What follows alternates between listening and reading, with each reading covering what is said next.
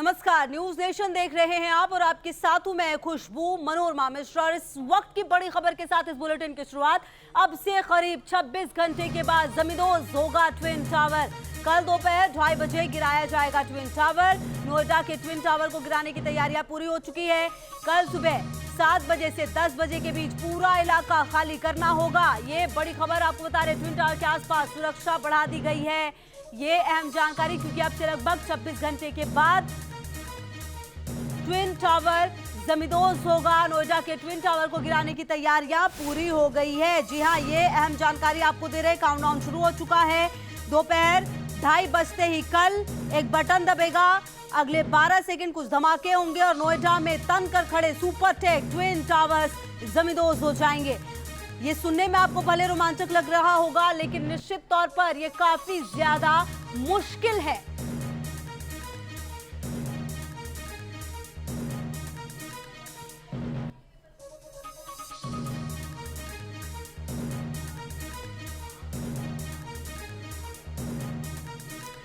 तो देखिए, बेहद महत्वपूर्ण दिन है। 26 घंटे के बाद लगभग, मतलब कल 2:30 बजे का वो वक्त होगा जब ट्विन टावर जमींदोज हो जाएगा। ऐसे में बहुत सारी चुनौतियां होने वाली हैं और हमारे साथ जो गेस्ट हैं वो जुड़ गए, क्योंकि बहुत सारे अहम मसले जिस पर हम बात करेंगे। डॉक्टर नवीन भटनागर हमारे साथ जुड़ेंगे, रिटायर्ड डीआईजी एनडीआरएफ, और साथ ही इन्होंने पीएचडी भी कर रखी है, तो काफी महत्वपूर्ण जानकारी मिलेगी। साथ ही doctor Swati Maheshwari senior physician भी जुड़ेंगे हमारे साथ, इनसे भी हम बातचीत करेंगे। और H S Sancheti chief town planner भी हमारे साथ जुड़ेंगे, इनसे भी हम बातचीत करेंगे। लेकिन देखिए, नोएडा में बने सुपरटेक ट्विन टावर को गिराने की तैयारियां पूरी हो चुकी हैं, जिसको लेकर प्रशासन ने आसपास की सोसाइटी के लोगों को फ्लैट खाली करने को कहा है। आप देखिए मणिदीप शर्मा की ये रिपोर्ट।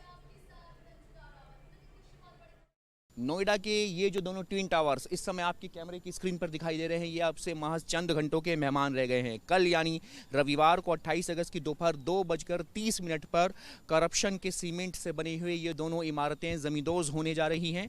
जैसे ही ट्रिगर का बटन दबाया जाएगा, वैसे ही 3700 किलो विस्फोटक से भरी हुई ये दोनों इमारतें सीमेंट, और जो झरना होता है उस झरने की तरह इसका सारा का सारा जो सीमेंट और कंटेंट है वो नीचे की तरफ बह जाएगा।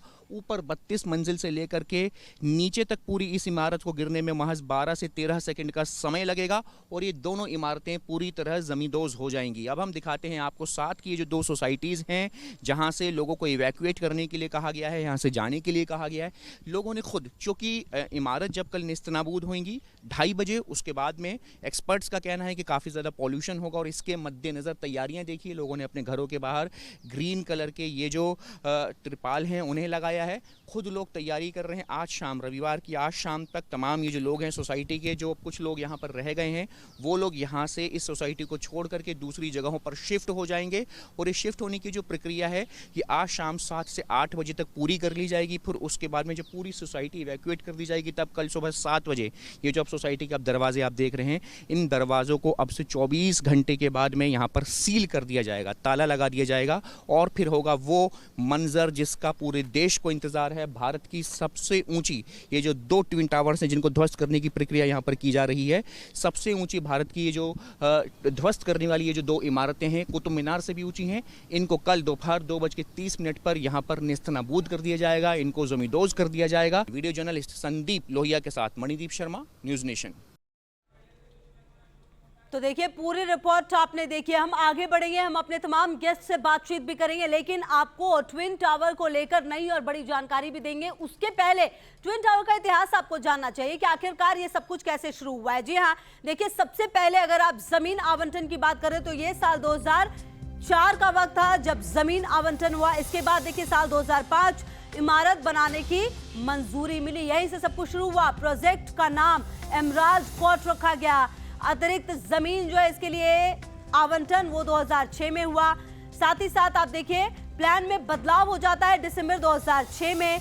इसी के साथ ही ट्विन टावर का जो निर्माण है वो साल 2009 का वक्त था जब ये निर्माण हुआ। अब देखिए कौन से टावर बनाए, अपेक्स और सियान, ये 2 टावर बनाए गए जिसको अब ध्वस्त करना है।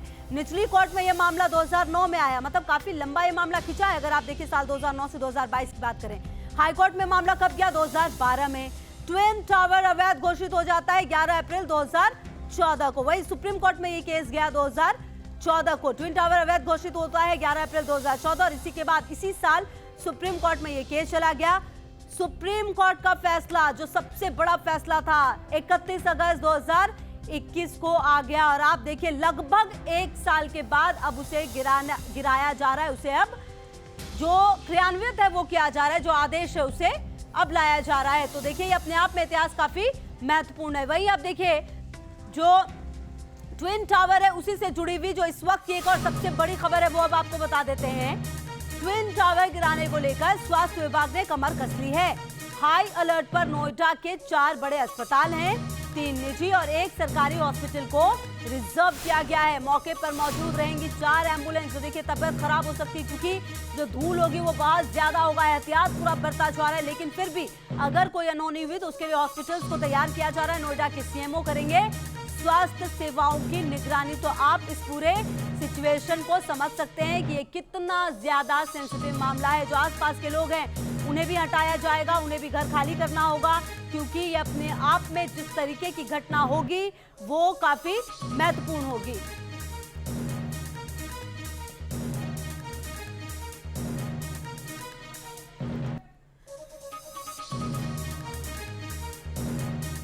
तो देखिए आज का दिन बेहद महत्वपूर्ण है। डॉक्टर नवीन भटनागर लगातार हमारे साथ जुड़े हुए, रिटायर्ड डीआईजी एनडीआरएफ और साथ ही साथ एसएच संस्कृति चीफ टाउन प्लानर भी हमारे साथ जुड़े हुए हैं। बहुत स्वागत आपका हमारे साथ जुड़ने के लिए और बहुत शुक्रिया अपना समय निकालने के लिए।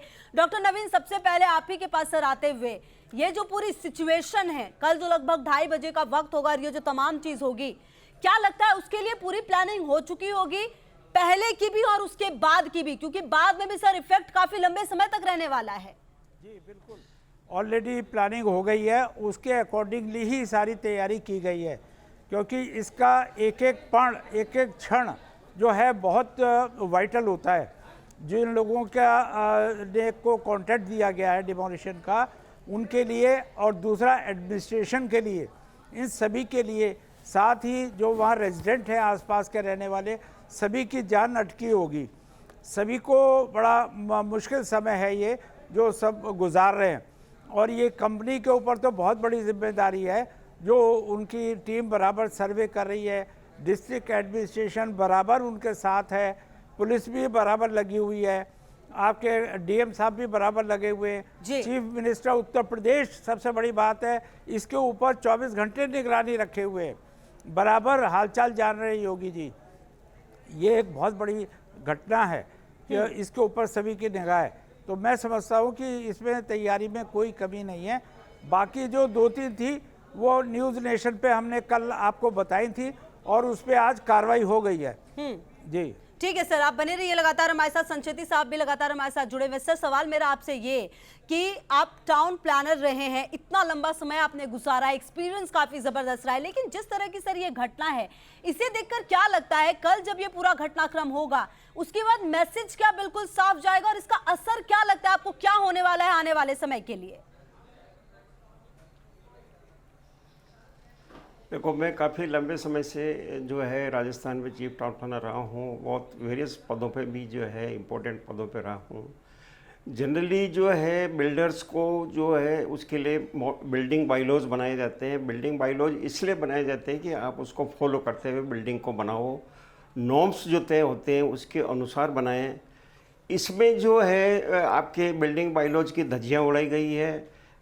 बनाने के बाद भी आप ये देखें कि यूपी का जो अपार्टमेंट एक्ट है 2010 है, उसका भी ध्यान नहीं रखा गया है और ये ऐसी एक घटना है जो मैं कहता हूँ कि इंटरनेशनल लेवल की है और पर्टिकुलरली इंडिया में जो है ये थोड़ी सी वायलेशंस की जो प्रवृत्ति है, बिल्डर्स की हो चाहे इंडिविजुअल हाउसेज की हो, बहुत ज़्यादा है। तो इससे एक ऐसा मैसेज जाएगा कि ये इंडिया लेवल पे, इंटरनेशनल लेवल पे लोगों को रेस्ट्रिक्ट होने का जो है, अपने आप में ही उनको सुधरने का जो है ये बहुत बड़ा मौका है।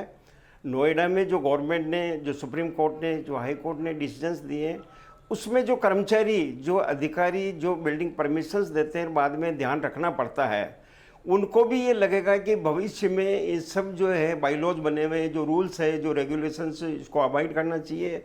और जो एजेंसीज है, चाहे गवर्नमेंट हो चाहे आपकी लोकल बॉडीज हो, वो पब्लिक के इंटरेस्ट में, पब्लिक के हित में बैठे हैं, पब्लिक के इंटरेस्ट में ही काम करना चाहिए। और ये एक ऐसा हादसा है जो नोएडा में हो रहा है, ये बिल्कुल ही पब्लिक के अगेंस्ट में है। आज आप देखें कि आसपास के रहने वाले लोगों को कितनी परेशानी हो रही है। बिल्कुल सही इतना कह रहे हैं सर, खतरनाक बहुत जो है परेशानी है और वाकया- इसी पर हम आगे भी बात करेंगे। परेशानी हर तरीके से है, चाहे उन्हें हेल्थ की परेशानी होगी या फिर किस तरीके से ये मैनेज करेंगे।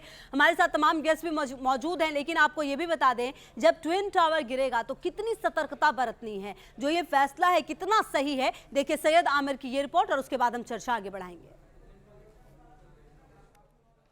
भ्रष्टाचार के दम पर यह बनी इमारत कल 2:30 बजे ढा दी जाएगी। जो 13 साल जिसमें लग गए बनने में, वो 13 सेकंड में एक तरह से ढह जाएगी, क्योंकि इस पर तमाम तरह के ऐसे केसेस चल रहे थे जो कहीं ना कहीं ये साफ तौर पे बानगी थे कि भ्रष्टाचार से बनी इमारत है। और उसके बाद यहाँ के रेजिडेंट्स ने एक तरह से इस पे जीत हासिल की और अब 2:30 बजे करीब, कल 2:30 बजे इस इमारत को गिरा दिया जाएगा। हम अंदर इस समय एमराल्ड कोर्ट में मौजूद हैं और ये जो पीछे आप बिल्डिंग देख रहे हैं, दरअसल यही वो बिल्डिंग है जिसको ढाया जाना है कल 2:30 बजे। और ये जो सुपरटेक की बिल्डिंग थी, इस पर लंबे लड़ाई के बाद करीब आपको बताएं कि 2014 के बाद जब फैसला आया, उसके बाद अब 7 साल 8 साल के बाद इसको गिराया जा रहा है। कुछ हमारे साथ हैं यहाँ पर जिन्होंने लंबी लड़ाई लड़ी एक तरह से इस पूरे मामले को देखते हुए। हमारे साथ में अजय जी हैं। अजय जी, किस तरह से इस फैसले को देख रहे हैं आप? देखिए जी, ये एक छोटे लोगों की बड़े पे जीत है। इस लड़ाई लड़ने के लिए हमको 10 साल लगे। पहले हम हाई कोर्ट गए 2012 में और 14 में वहाँ का एक ऐतिहासिक फैसला आया जिसको सब बिल्डर्स सोच रहे थे कि सुप्रीम कोर्ट ओवरटर्न कर देगा, परंतु ये एक हमारे इंडिया की संविधान की, कॉन्स्टिट्यूशन की और सुप्रीम कोर्ट का मानना है कि law of land should prevail और जो भी चाहे छोटे हों चाहे बड़े हों, they have right to fight the case and win the battle. अच्छा, अब हम आपको दिखाते हैं कि जहाँ पे हम खड़े हैं, जहाँ पे हम मौजूद हैं, वहाँ से ये बिल्डिंग, उससे कितना ज़्यादा डर है यहाँ के स्थानीय लोगों को। अजय जी भी इस यहाँ के एपेक्स के एक फ्लैट में रहते हैं और सबसे ज़्यादा मैं आपको दिखाऊं, ये जो बिल्डिंग है, ये जो आप बिल्डिंग देख रहे हैं, इस बिल्डिंग के बगल में जो ये बिल्डिंग है, सर ये बिल्डिंग कौन सी है जो बगल में हम देख रहे हैं? बिल्डिंग के बिल्कुल सटी हुई बिल्डिंग है, ये एपेक्स कोर्ट है? नहीं, जो दो टावर्स जो मैक्सिमम इफेक्ट होती हैं इससे, वो है एस्टर 2 एंड एस्टर 3। एस्टर 2 तो बिल्कुल सामने है और एस्टर 3 जरा सा हट के है, परंतु वो भी आधी बिल्डिंग उसके सामने है। एंड ये लोग तो मैक्सिमम इफेक्ट हुए हैं 10 साल से, जब से ये बिल्डिंग खड़ी होनी शुरू हुई। तो हम ये देखते हैं कि काफ़ी ज़्यादा करीब है बिल्डिंग। अगर हम थोड़ा सा दूर और चल के देखें, क्योंकि ऊंची बिल्डिंग है इसलिए पास से ज़्यादा हम देख नहीं पाएंगे, लेकिन यहाँ पे अगर आप देखेंगे, ये बिल्डिंग जो है, ये कितनी मीटर की दूरी होगी जो हम पीछे देख रहे हैं सर, आपके जस्ट पीछे जो देख रहे हैं, ये बिल्डिंग कितनी दूरी पे होगी? आपस में एस्टर से तो लगभग 9 मीटर दूर है। हाँ। परंतु जहाँ मैं रहता हूँ एम्परर 1 में, और वहाँ से लगभग 100 मीटर के आसपास होगी।